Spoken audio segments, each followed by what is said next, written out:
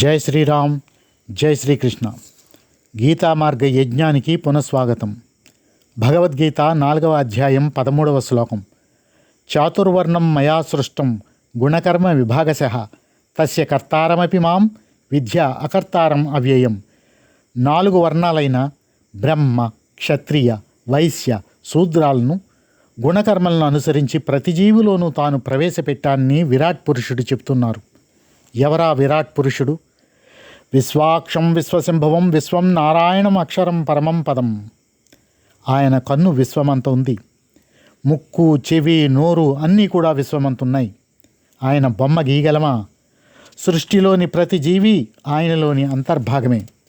అయితే గుణాన్ని అనుసరించి ఓ పులి తన ఎరను కనుగొనడంలో బ్రహ్మం కర్మ అంటే స్టడీ చేయడం చేస్తుంది. ఎరను పట్టుకోవడంలో తన బలాబలాలను బేరీజు వేసుకుని మేనేజ్మెంట్ చేసి క్షాత్రం కర్మను వినియోగిస్తోంది. ఎరను సంపాదించడం కోసం కష్టపడి వైశ్యం కర్మను ఆశ్రయిస్తుంది.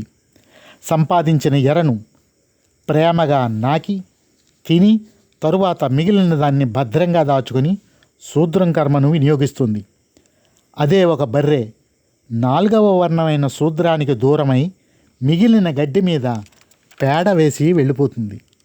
మరి మనిషి తన పట్ల బాధ్యత, తన సమాజం పట్ల బాధ్యత వహించి నిస్వార్థంగా ఎంతో వినయంతో వినమ్రతతో సేవాభావం కలిగి ఉంటాడు.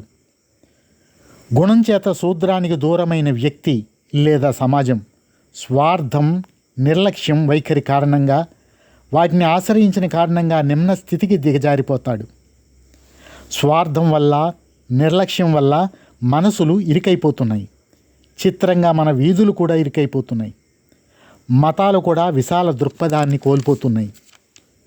సూర్యకాంతి చేత గులాబీలు ఎర్రగా, మల్లెలు తెల్లగా ప్రకాశిస్తున్నప్పటికీ అవి వాటి గుణాల చేత భిన్నంగా ప్రకాశిస్తున్నాయి, కానీ సూర్యుడు కారణం కాదు. అదేవిధంగా తస్య కర్తారమపి మాం విద్య అకర్తారం అవ్యయం. నా కారణంగానే వర్ణాలున్నాయి, కానీ మీ స్థితులకు మీ గుణాలే కారణం, కానీ నేను కారకుడిని కాదని తెలుసుకో అని చెప్పారు కృష్ణ పరమాత్మ. శూద్రాన్ని విరాట్ పురుషుడు బేసులో ఉంచారు. దాన్ని అడాప్ట్ చేసుకుని వ్యక్తి గుణం చేత అతడు ఉన్నతుడవుతున్నాడు.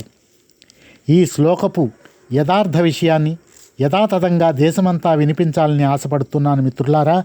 కేవలం 48 సబ్స్క్రైబర్ మిత్రుల చేత ఈ పని సాధ్యమవుతుందా?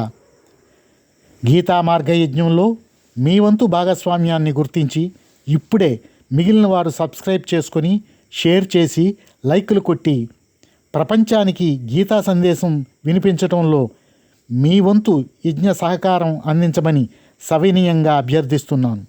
గీతాచార్యుని ఆశీస్సులు మనందరిపై వర్షించాలని. జై శ్రీరామ్, జై శ్రీకృష్ణ.